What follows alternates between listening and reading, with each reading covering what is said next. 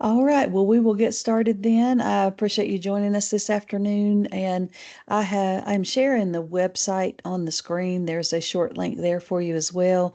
And we dropped it in the chat. And so if we have new folks come in, we'll drop it again for the new folks. But I'll be working entirely from this website today and opening up a few sites along the way. So it will be very helpful if you have the website open in another tab, another screen, if you're fortunate enough to have two screens, because there'll be some things to click on and some things to copy from.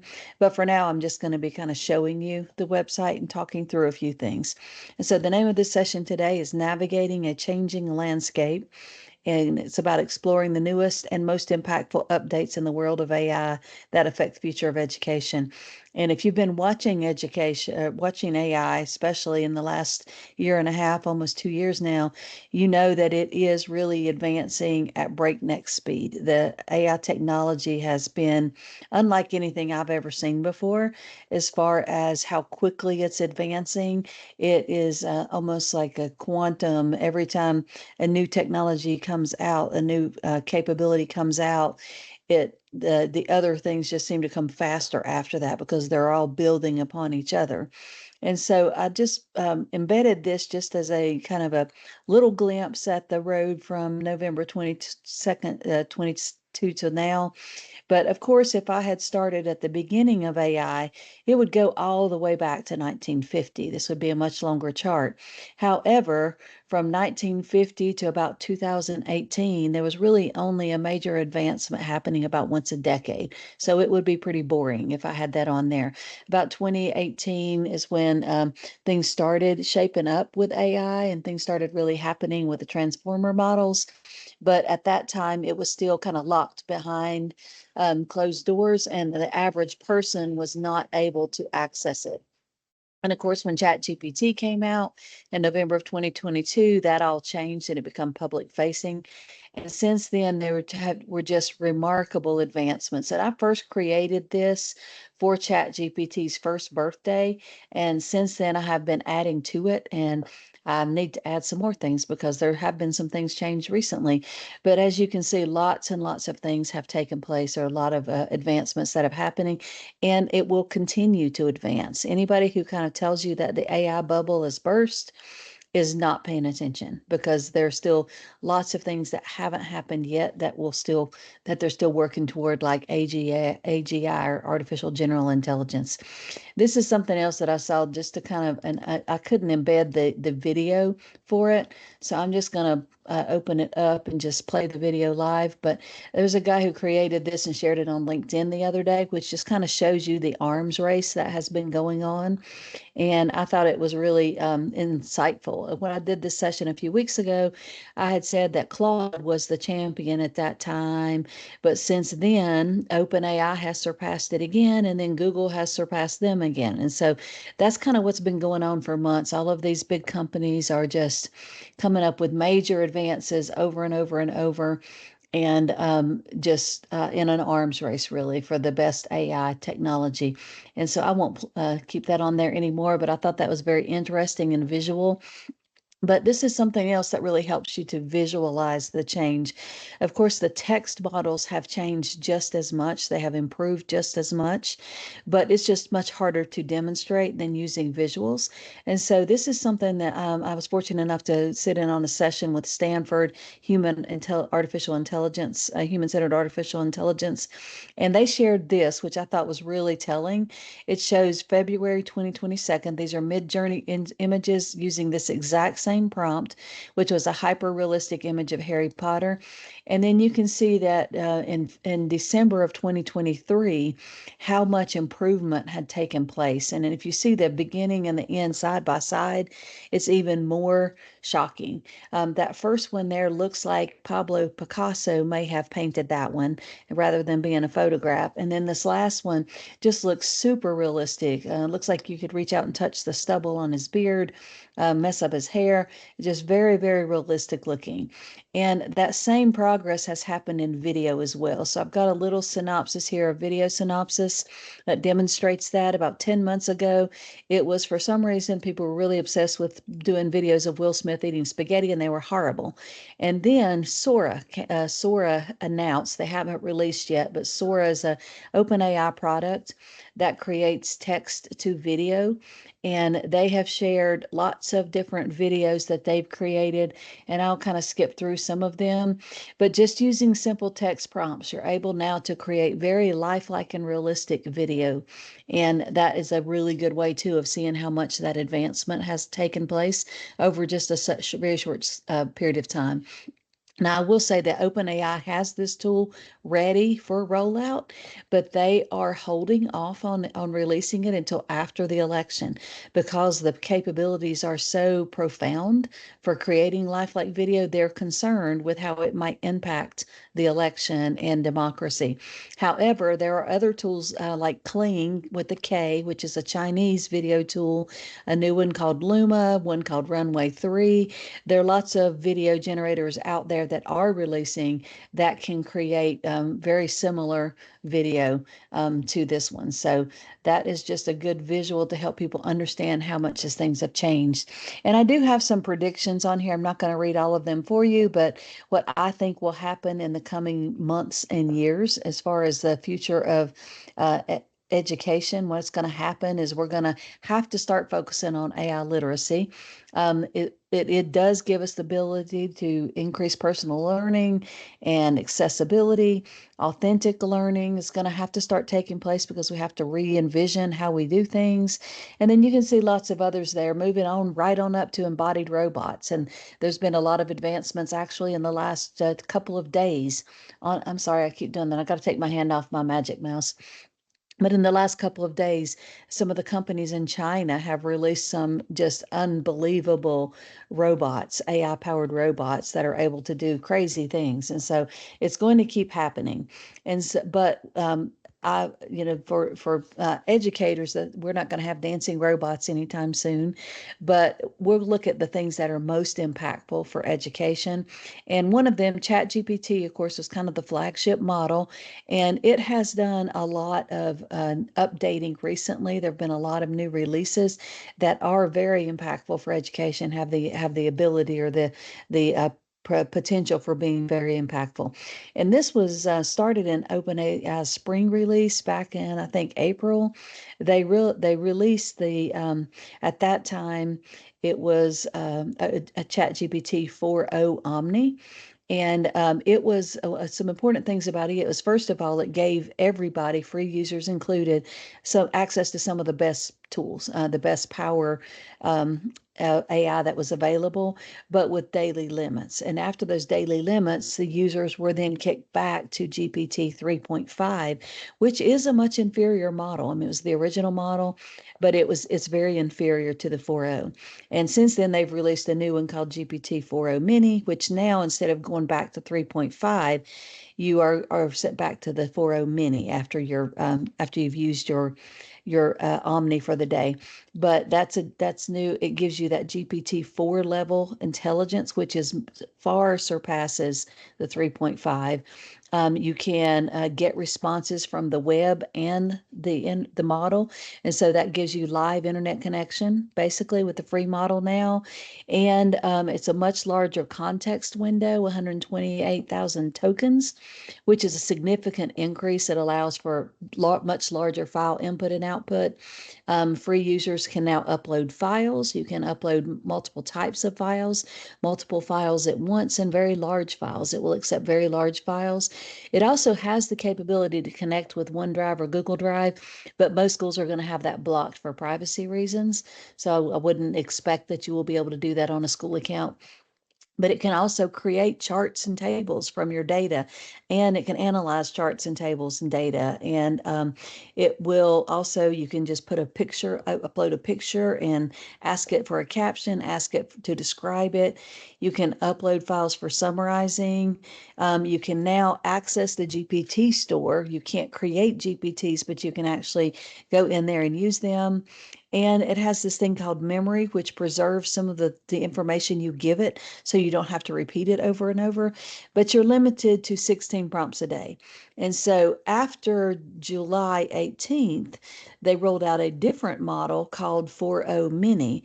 And so now when you use your 16 um, chats for the day, you go to the 4.0 mini model instead, which is much better than 3.5. And so we're going to try out a few prompts. And I encourage you, if you're good at multitasking and having multiple windows or multiple screens open, if you want to prompt with me, then I invite you to copy some of these prompts and try them out. I'm going to prompt live also in just a minute in front of you, but I'll talk about there are four different examples that I have here to kind of demonstrate some of the potential. And this first one is a literature analysis. You can actually upload a whole book, a whole novel. I wouldn't recommend that for copyright, but you could. And so I have a short story that I've saved in a folder that I'm going to share with you in a minute. You could upload that and then ask for it to analyze character development throughout the novel or throughout the short story, something like that. Ask for it to draw a plot map of the short story. Ask to analyze how the character changes from the beginning to the end. Anything like that that you want to do. You could even upload a whole novel and ask it to do a rap song summarizing the whole novel for in modern language, things like that you can do. Another thing, an idea here is historical document comparison. I have in a folder below, I have the Constitution, Declaration of Independence, and the Common Sense by Thomas Paine. You could upload all of those documents and then ask for comparison and contrast between them. Ask how the Common Sense article may have impacted the Declaration or the Constitution, things like that. And scientific research, you can upload a comprehensive research paper. I have one here on evaluating AI detection tools, and then you can ask it to analyze it, to summarize it, to pull out, to create tables or charts on the data that's in it. And then another one is just analyzing data. You can upload a piece of data, a chart or something like that, and ask it to analyze and explain it. And another thing here is you could always, as a teacher, upload your standard course of study, a portrait of the graduate, the North Carolina digital learning competencies, et cetera, and ask for a lesson that combines all three of them or that takes ideas from all of them and targets skills in any of them. And so here is the folder that I was telling you about. You may have files you want to play with on your own, but if you don't have anything ready and accessible, you can pop out this folder and then you can download anything that is in it. And so these files, and again, if it were allowed, you could connect to Drive and just use them from Drive, but DPI does not allow us to do that. And I don't expect they'll allow you to do that at your domain either. So you could just go there and download them if there's anything there that you want to work with. But what I'm going to do is I'm going to open up ChatGPT and pull it over to this screen.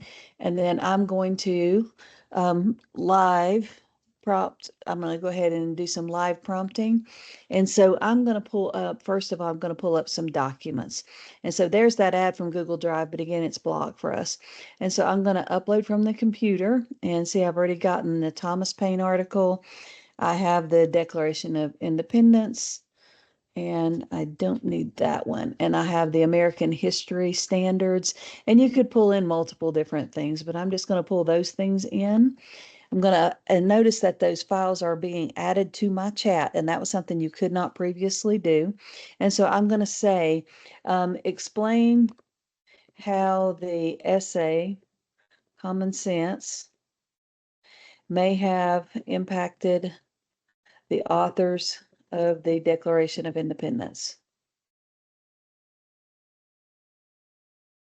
And then I'm just going to let it go and give it a second and watch what it does. And so in just a few moments, notice it's able to pull from all of those files and give me some good insight into it. So it gives a clear call for independence, was one of the first to explicitly call for American independence, critique the monarchy, appealed to universal rights, and so forth. And so I'm just going to leave it. I'm not going to do a whole lot more, but I will say, did the writers of the Declaration directly reference common sense?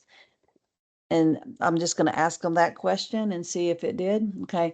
And it says the writers did not directly reference it. However, the ideas and sentiments expressed had a significant impact.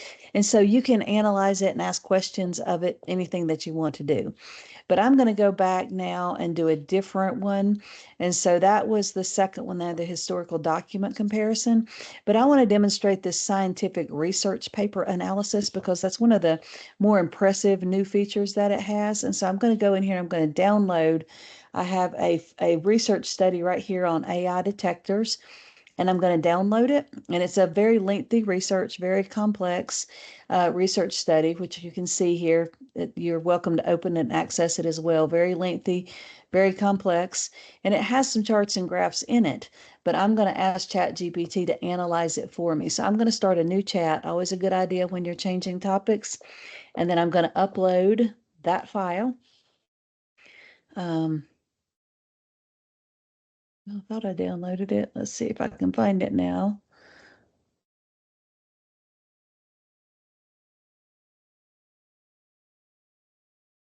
Guess I'm gonna have to download it again. I thought I downloaded it and it is not there. So let me do that one more time. So I'm going to download it. Well, it's not wanting to down. Oh, there you go. Okay. Okay, there we go. So now I'm going to go back to ChatGPT, and I've downloaded it now about a dozen times. It's still downloading. So let's see if we can go back and find it. Close this and restart it.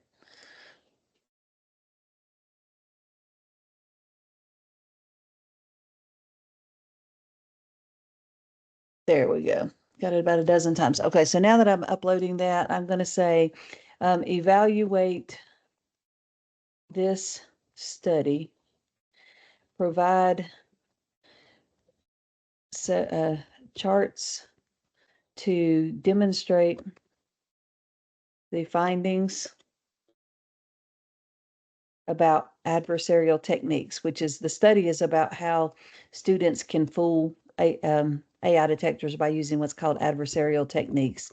And so I'm going to ask that to analyze that, pull that data out for me, and then it can actually create charts and graphs now. Okay, and notice that it's going to tell you what it's doing. It's pulling out the key findings for me first, giving me some information on the performance of handwritten content, classification matters on how they measured things, and then some charts. And it's going to say, I will create charts. A few months ago, it would say, it would give you ideas on how to create a chart yourself, but would not create it for you. And so now you have access to that. So it's analyzing it, and it's going to create some charts for me in a minute. They're fairly basic. It'll do line charts. It'll do like bar charts and graphs and tables, and not anything super, super fancy, but it will create some basic charts and graphs for you now.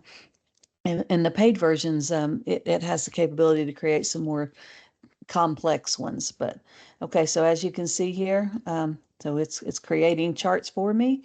And of course, just like any other thing that you have it do, you would want to verify that the data is indeed accurate. But when you provide a reference, like we've done here by uploading that study, you reduce the chances of hallucinations greatly because you're giving it something to pull from, not just the wide open internet, which is the wild, wild west. And so as you can see here, it's got true positive, false negatives, and uncertains, kind of the writer, copy leaks, GPT-0. This one is the performance. It shows how many false negatives they get, which is a lot, and the true positives and an uncertain. And so it created those charts for me in just a few moments. And for those charts, I can download them. And then I can also edit them a little bit. I can change the colors. I can do lots of things to those charts. And so to me, that is a really huge update that I think a lot of people have missed and haven't realized. And you can also do the reverse. So I could upload a chart and ask it to explain it to me as well. And so for this one, I'll do that real quickly. So this is one called Moore's Law, which is about, no, that one's actually about the um, human parity. So I'm going to, okay, so it did AI versus humans. And so I'm going to do that. This time I'm going to start a new chat, and I'm going to demonstrate that by uploading the AI versus human chart. And I'm going to say, explain this chart to me as if I am a fifth grader. And that's usually a good way to help it simplify things, complex topics, except for I misspelled chart, and hopefully it knows what I mean. Misspelled it badly. Okay, so it shows how well computers or AI can do certain tasks compared to the humans. Here's what the chart means. The black line is where humans are. The colored lines show how it's developed. The key points, it tells you what lines the different colors are and where they are. And then it gives you a summary. And so those are all really important and new updates that I think are impressive. And one more I'm going to demonstrate, and then we will move on to something else, is I want to show you how it can analyze images. And so I have downloaded an image here, I think. Let's see. I guess I will need to go in and do the image. I didn't do the image yet. And so I'm going to download that image of, this is the one I used to use with my students in 8th grade social studies, Manifest Destiny. And so I'm going to download that. That's the gas high res. And then I'm just going to upload it here, and I'm going to ask it to explain it to me and give me some of the historical context about the image. And so describe this image. You can ask it to write captions for you and provide historical context. Okay, and I do see Stacy says, if the book is in public domain, would you have to upload it? I haven't tried it with a link. You might try it with a link. I've had it reference other things with a link, so that might be worth trying. And so here it says the image is American Progress, created in 1872. It's an allegorical representation of manifest destiny. Describes it, who the central figure is, the background painting, the foreground and left side.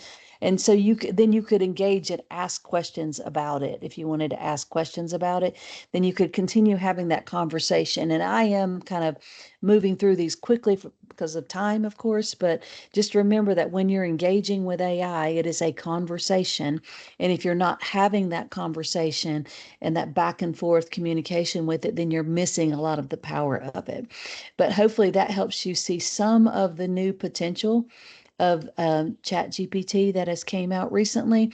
And again, if you're on the free plan, once you have exceeded your 16 different prompts for the day, it will move you back now to the 4.0 mini, but that is a much more powerful model too. And another thing that they're rolling out now for free users, which may or may not have on your account yet, is the ability to create images with ChatGPT. And so you can only do 2 a day. They're limited it to 2 a day, but I'm going to go ahead and actually, I'll go back to this one, and I'm going to say recreate.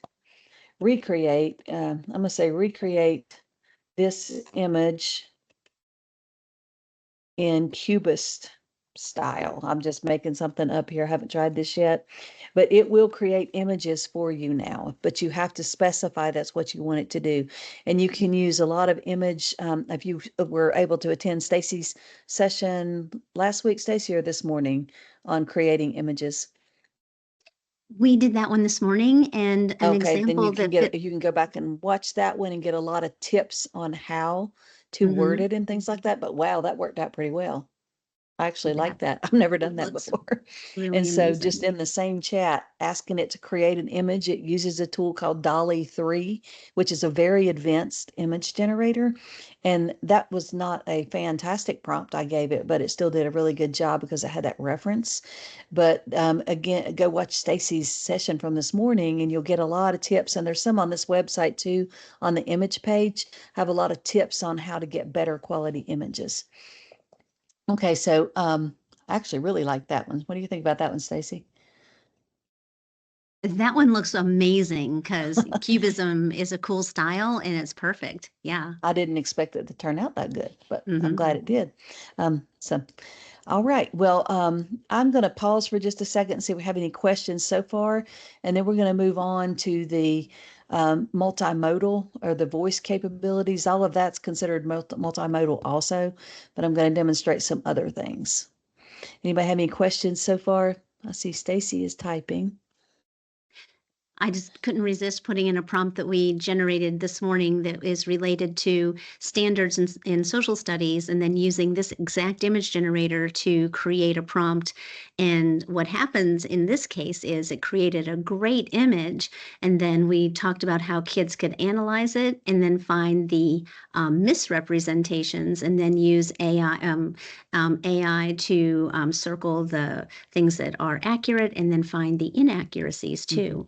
So it was pretty Well, cool. I think we should take a little break and let everybody try that. And if you would like to share your images also, I think it will let you add an image to the chat. Am I correct in that?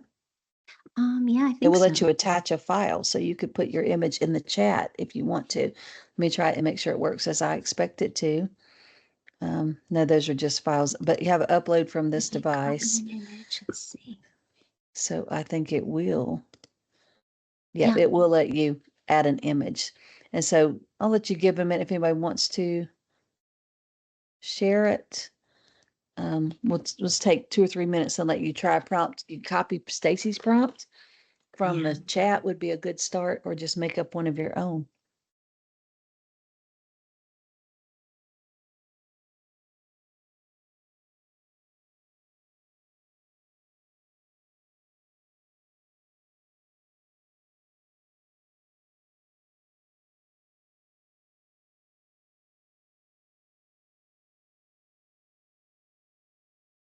And I'm terrible at wait time. But I'm if you worse want too. to I'll, drop I'll, something in the chat, then feel free to do that. I'm going to try to drop mine in there because that one was so cool. So I'm going to try to drop it in the chat and see how that works. And it's and called this one doesn't Dolly. come out stylized at all. The one that it came out very, sort of looked like an old timey photo. But the other thing that I was going to say about the public domain things is that there are a lot of books that are in the public domain that you would classics like Of Mice and Men and The Scarlet Letter, that if even if it comes out, if you need to find a link to it, you could pretty easily go and find those and then download them and then add them as a link. So I think that using that as a source document sounds like a great idea. Let's see. Lynn, what did you do? I'm going to click that and It see what looks you like got. I have to share it with people for them to see it in the chat. So let's see if I can see Lynn's. Let's see if I can open it. Oh, I can, hopefully. Let's sign in. I'll have to go through a 12-step process to open it. I've never tried this before. I'm sorry. We shouldn't have tried something live. So no, sharing them to the chat doesn't work without everything's complicated on our DPI site. So that doesn't work. Unfortunately, I'm going to see if I can just share the image. So this is the image that came up when I did that originally in that session. And if Now, did you you, just paste that in, Stacy, or how did you I add just it? right clicked and copied it and then There we pasted go. copy image, paste image. Yeah. Okay, let's do that way then. Thank you. Yeah. Oh yeah, Okay. look at that. Oh, I love it. That That's is even great. better. Okay. Anyone else want to share theirs? Mm-hmm. I've never tried to do that in a Teams before. So you just copy it and then go to the chat and just paste it in. And what I That's love about your image, Lynn, too, is that if you had students, you could look at this and you could see where there, historically, there are some accurate things that are accurate. But if you look closely, and this is truly, representing the road to the revolution, and this is colonial times, there are some inaccuracies also. So you would hope that kids would catch that. Yeah, that's awesome. Yeah, it's a great critical thinking activity, especially if you're creating historical images or doing anything historical to compare it to the real historical events, comparing it to like if you're creating documents, compare them to the primary sources and so forth. Now, what I'm going to do next, I am going to open up my ChatGPT app and I'm going to demonstrate it for you. If anybody else wants to drop their image in there, please feel free to do so. A lot of times once we get started with creating images, we lose everybody there because creating images is so fun. It really is. I spend far too much time creating images and video now. on ChatGPT and other tools.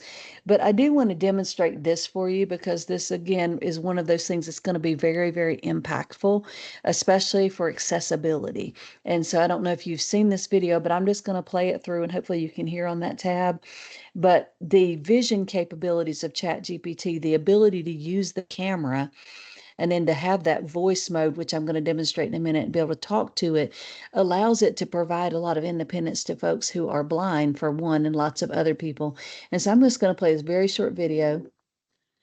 Tell me if you can't hear it. From Be My Eyes, and I'm about to take a journey that may change lives around the world.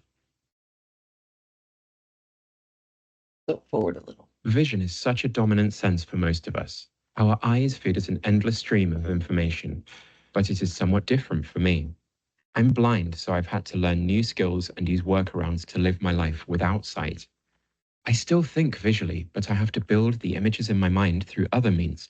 Today, though, I'm experiencing something new. I'm using OpenAI's newest model and voice-first interface to imagine the world through a conversation with an AI.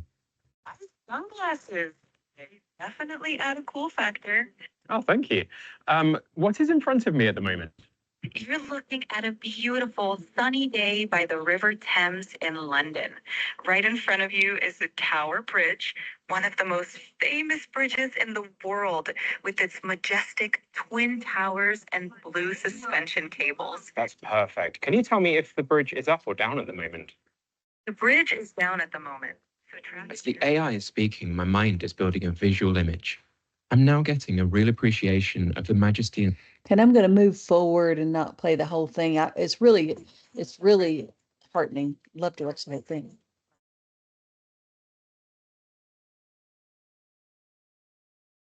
How exciting to be there while the king is home. Okay, and I'm going to stop it there just because I don't want to waste too much of our time. But it is a really touching video and really shows the power of these tools to provide independence. Previously, with the Be My Eyes app, there had to be a human volunteer on call, and these people would call them and have to share their camera for them to help them, like tell them if their outfit was matching or whatever. And that's pretty big invasion of privacy. Honestly, a lot of the visually impaired people sometimes did not want to do that. They didn't want somebody in their room or in their house or whatever. And so this gives them complete independence to do it without having to contact another person.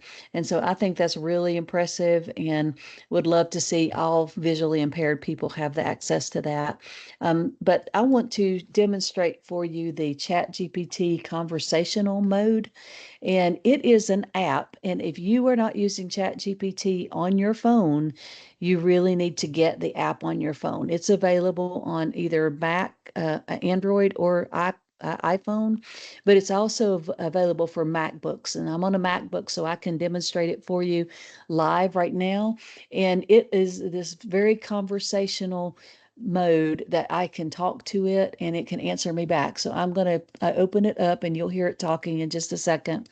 You have to let me know if you're not hearing it, but let me see if I can get it on the screen so I can demonstrate it. Let me pull it over to this screen. It won't let me pull it onto that screen. Let me see.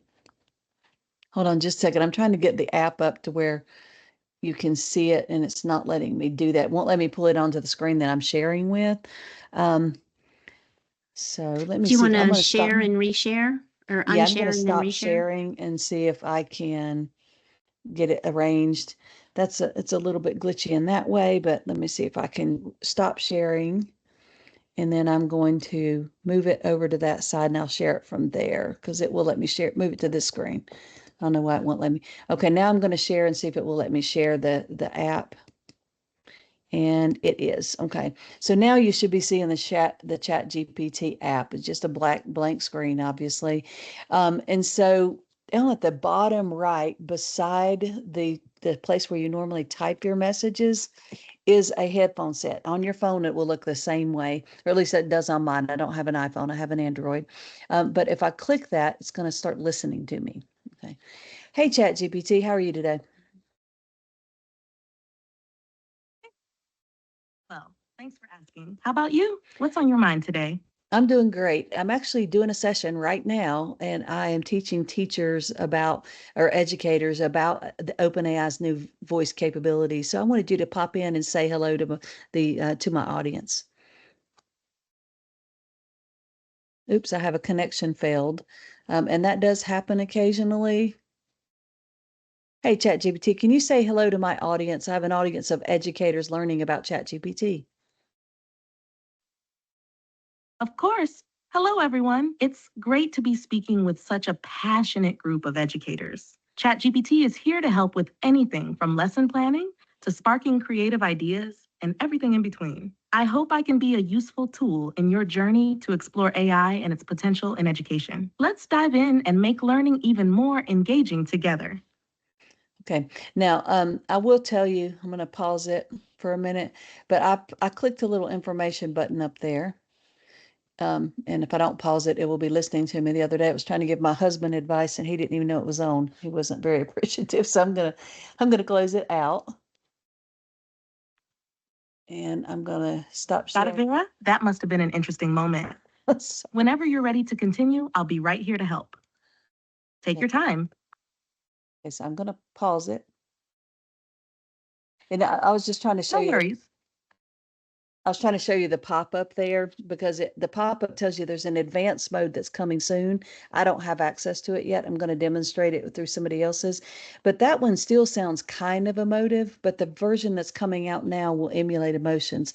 But I also just wanted to show you that I use this when I'm driving a lot to plan, and it will keep a text record of everything that is said. And so it saves it in your memory on your ChatGPT file as well. And so I'm going to go back to sharing my other screen, and hopefully you're seeing my website now. But I want to do a couple of demonstrations to show you. I've done this live every chance I get an opportunity. If there's somebody in the audience who speaks another language, and I'm in a live audience, I'll demonstrate this translation piece. But this is available right now and on the free version. If you have the phone app, this will work for you. And I'm going to zip through it and not play the whole thing. But basically what I've done live is I would just say, hey, ChatGPT, I want you to act as a live translator. I speak English and my friend here speaks whatever. And then we just start talking and it will translate live. And so I'm going to move forward a little bit. How about you? How's your day going? I'm doing great. So I would like you to function as a translator. I have a friend here He who gives a lot more directions than you chiedo se le balene potessero parlare, cosa ci direbbero? Mike, she wonders if whales could talk, what would they tell us? They might ask, how do we solve linear equations? Potrebbero chiederci come risolviamo le equazioni. Okay, and again, I'm not going to play the whole video. That's enough to give you an idea. But just imagine, like for those newcomer students you have, how difficult it is for them and for their teachers to be able to. I've had students like that could speak no English, and it is a very difficult situation for both. A tool like this can really help those students get acclimated and feel at home and help the teachers communicate with them. And so it is really just amazing. And Stacy says she has the same voice, and you do have some choices in voice. I had a male voice at first, and my husband came out here one day, thought somebody was in the house with us, and so I did change the voice. And now he knows I'm being weird and talking to ChatGPT if he hears a strange voice in the house. But you can change the voice and try different voices out in your settings. But it is totally wild. And when that announcement came out, Duolingo, the very next day, lost like a tremendous amount of stock because people just don't need the translation apps and things like that anymore because this will do it for them. Okay, and another thing I wanted to show you with the combining of that voice capability that we just demonstrated and the sight capability, like the Be My Eyes app, this is something that is coming. It doesn't work yet. It's not been released yet. It works, but it's not been released. And it combines those two things, and they can be used together to make it into a tutor that can actually see what's going on the screen. And this is a video that Sal Khan and his son did at the OpenAI spring release. And again, I'm going going to move forward and just show a little bit of it. But as you can see, there's an iPad here, and he's doing some geometry homework on the iPad.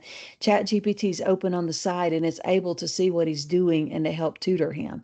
And so I'm going to move forward in it and show you. Actually, side AC is called the adjacent side to the angle alpha. The hypotenuse is the longest side of a right triangle and is directly opposite the right angle. Can you find which one is the hypotenuse? Oh, okay, I see. So I think the hypotenuse is this really long side from A to B. Would that be correct? Exactly. Well done.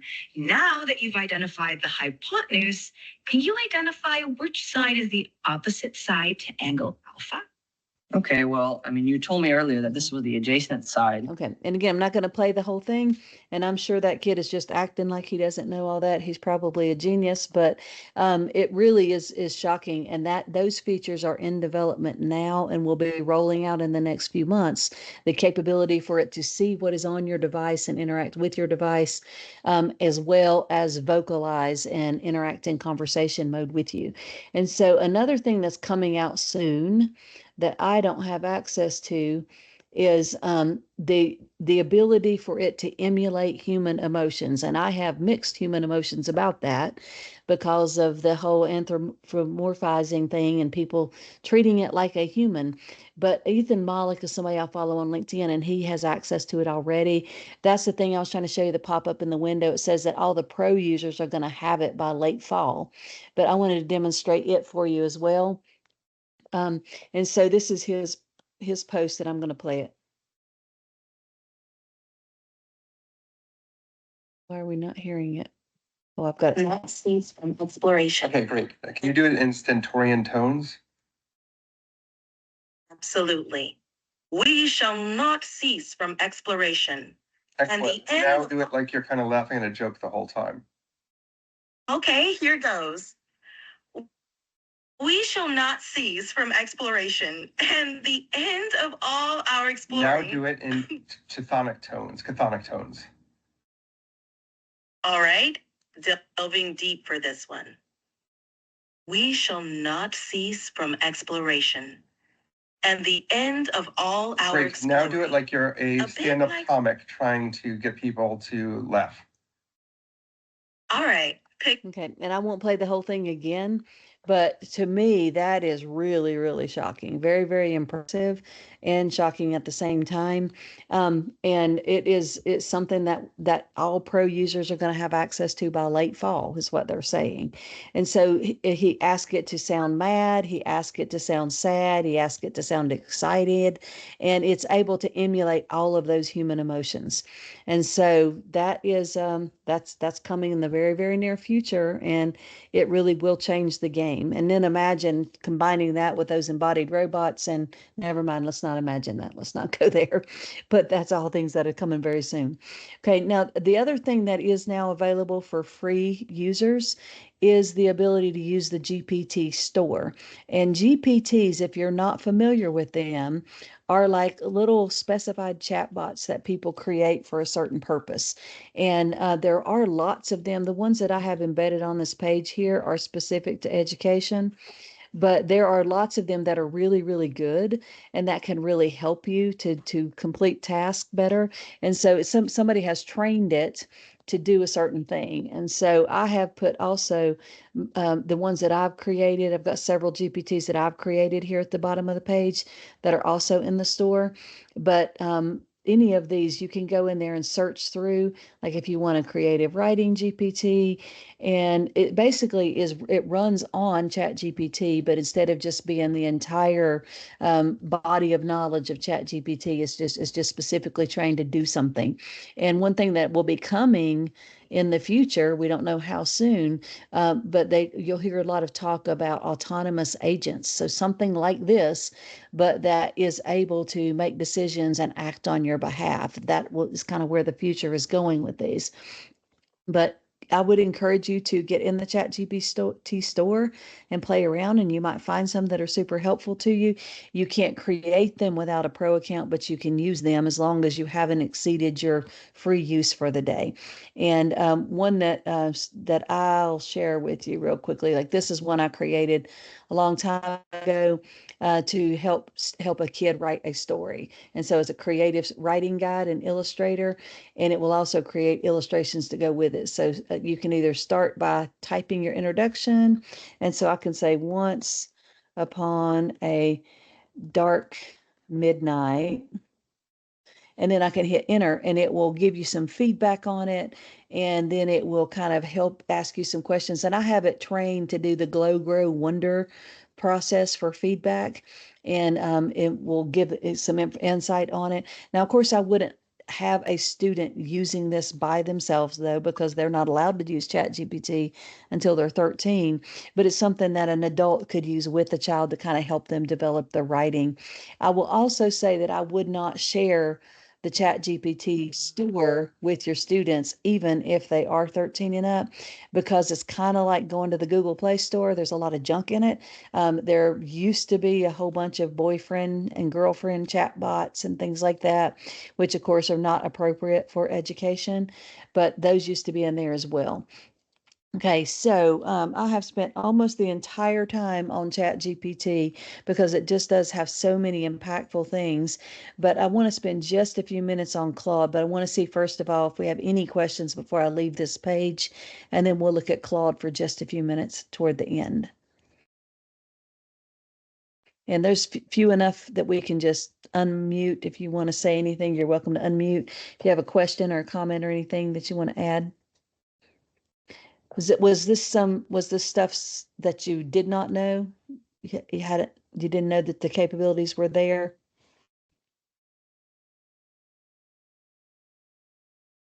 Okay, I'm going to move on then. Okay. Claude is one that is not as familiar.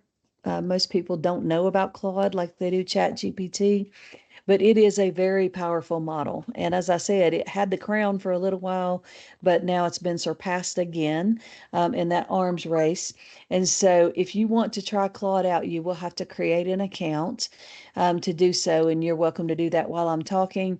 But a lot of the things that Claude can do, are the same things I've just showed you that GPT can do.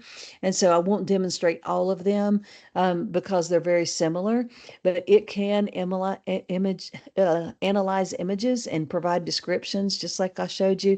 It can summarize text and analyze it. You can upload content. It can't handle as large a file as ChatGPT, though. It can handle 5 files, but they're limited to, I think, 20 megabytes per file. I have it on this page somewhere. And so very large files you would want to use ChatGPT for. Another thing that Claude cannot do that GPT can do is access the internet. So it does not have a live internet connection.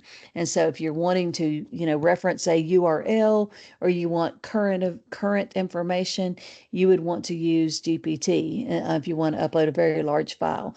But otherwise, Claude is a very good tool, and it's my favorite as far as writing.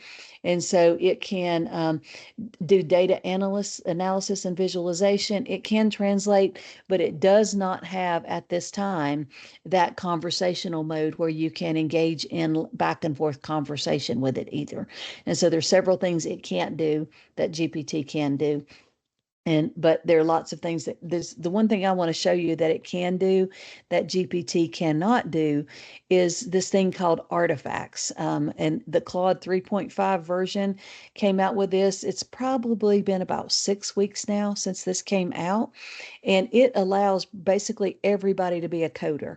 And so it will actually live code projects in front of you just by you using words and telling what you want it to create. And I'm going to demonstrate that live, but I want to show you a few of that I've created. And I've also added a note here that if you want to do these things and have people on your domain access them, you would need to check with your CTO or your network administrator and have them whitelist this short address right here, claude.site/artifacts, which does not open the Claude AI model. It just allows the things that you share to be viewed on the school domain. And so that's an important thing. But what I've done here is I've created a prompt, and this is what I told Claude to do. I said, I want you to create a fill in the blank exercise about weather using the standard in triple quotes below. And that's called using a delimiter. And that's a best practice if you're going to paste information in. And then also another best practice is I actually have the standards here. And so when your teachers or your educators are creating with any AI tool, that is best practice to actually paste the standard, the whole text of the standard they're trying to address in. And then I revised it as a game. And what I'll do is show you here what that looks like. So this is what I created just with those words. And so I can go through here and I can click these and I can actually engage with this in real time. And I'm going to miss some just so you can see how that is going to look. And we'll say, okay, and then I can check the answers. And so you'll see here that it shows me the ones I got right and the ones I got wrong in real time. And this can be accessed by this URL right here. That will open it up into a web page like this, and someone can access it there. But again, that first part, that stem of that address would have to be whitelisted or at least not blocked on your domain. And then if you have a Claude account, you also can remix that artifact, which means you can open it up in your own account and you can create it and change the standards or whatever you want to do and change it up and make your own. And then on this side, I just ask it to make it a game instead, same standards and everything, but make it a game and that I have to catch the right answer. And so first of all, I have to pay attention to what the right answer is, but then I have to go through and catch it. And so then it does the same thing and I added a few more questions to it. I also have created several more here, and for every one of them, I have a prompt. If you want to try doing this on your own, I have a prompt and I have the interactive things over here that you can kind of look at, and you can see that as you change this is an endangered species, which shows that if we employ more conservation efforts, then we get more of those. This one is an algebra problem generator. Every time you click it, it will just generate some new problems. This one is just a rubric. I took one of the Open AI for Education rubric prompts and I put it in there and ask it to put the little icons and things. This one is a fraction tool where you can practice the fraction. And if it can be simplified, it will also ask you to simplify it. And so I can say here, this one wants to be simplified, so I can simplify it and then check the answer. That's just a static drawing.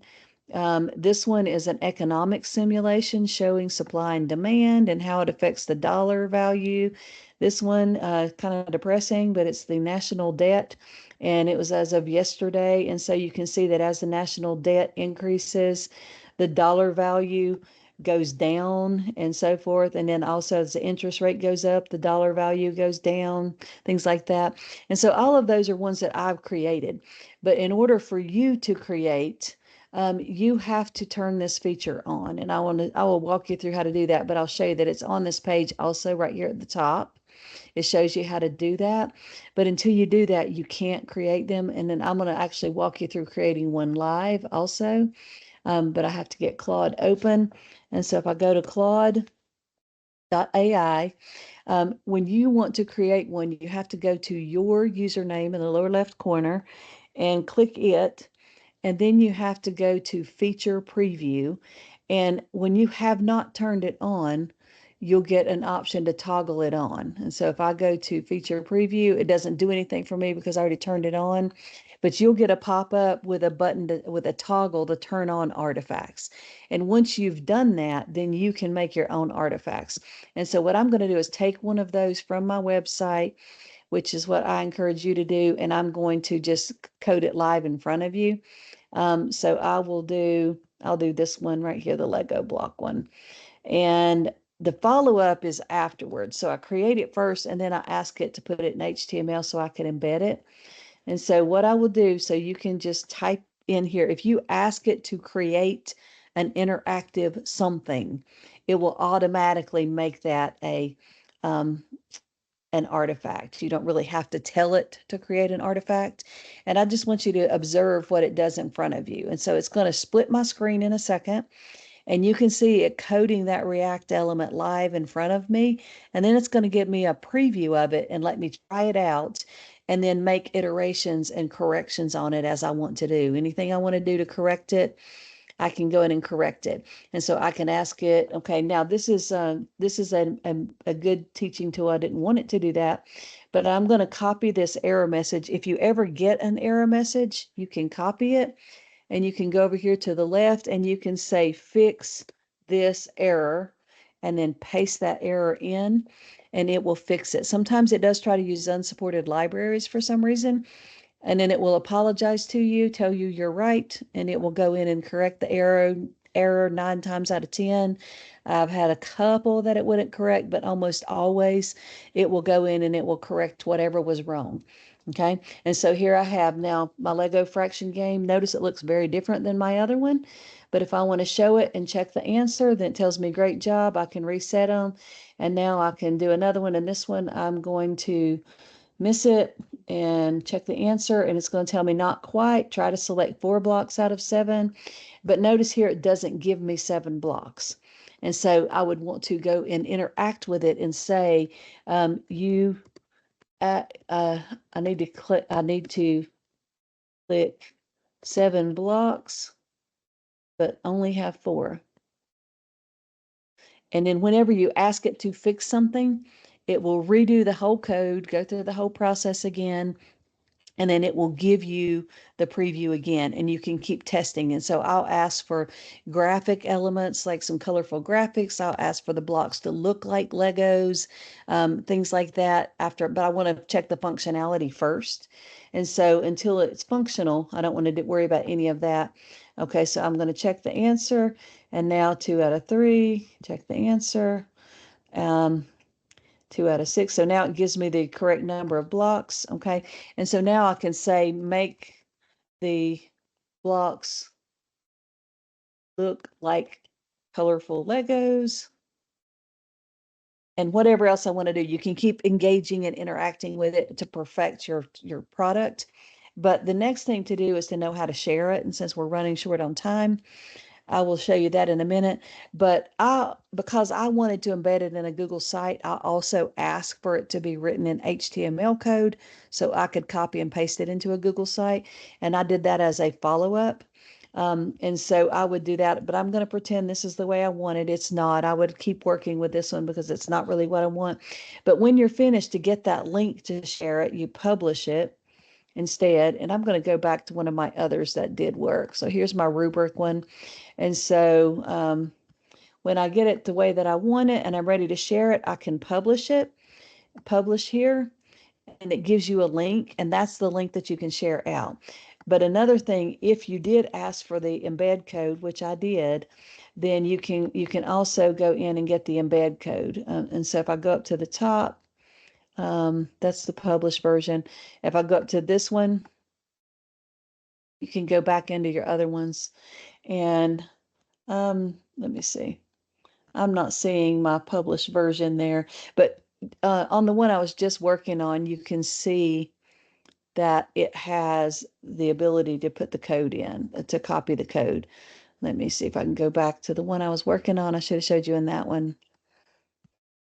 When you open them up after, oh, there it is. So there's the code. Because I asked for that HTML code, I could just copy that entire HTML code and paste it in. And that's what I've done on my website. So just to kind of rehash, and this is all on this website. So at the bottom, it also will show you how to publish it and how to share it. And remember also I have and this is where I was just looking at chat controls to go back to the previous versions. And then it also, I'm sorry, making you dizzy scrolling through this so quickly, but I encourage you to play around with some of these on my webpage that I've created.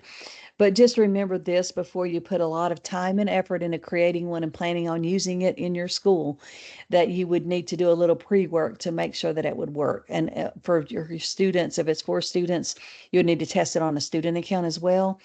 And this is the URL that would need to be whitelisted in order to open it. And we are out of time. We have about 2 minutes left, and we need to drop the feedback form in, but I want to give you another couple of minutes if anybody has any questions or comment about those two things. And then I also will tell you, while I'm waiting to see if anybody has a question, that this is a website that I will be keeping up to date as new things come out. And there's lots of information on here we didn't get to about image generation and video generation and audio generation, a little bit about Google AI, but a lot of their tools are rather expensive and they're not giving away a lot for free. But one thing about Google is the Gemini AI is going to be available for students in schools soon. But the other information is there if you're looking to explore it. And I have a page on Notebook LM, but our friend Stacy here is doing a webinar on Notebook LM on September 4th at 10 a.m. And so I do encourage you to go in and sign up for that webinar and explore Notebook LM as well. It's a fantastic tool. Thank you. I appreciate it, Lynn. And I'll stay on as long as needed. Thank you, Kara. When you do the feedback form, if you haven't done one of our webinars before, you will get a certificate of attendance that you can turn into your PSU for credit if you wish to do so. Public school unit, your either district or charter school, whichever one you are part of. We use acronyms too much, I know. You're welcome. Thank you very much. I hope y'all have a wonderful afternoon. I'll stick around for a few minutes if anybody has any questions.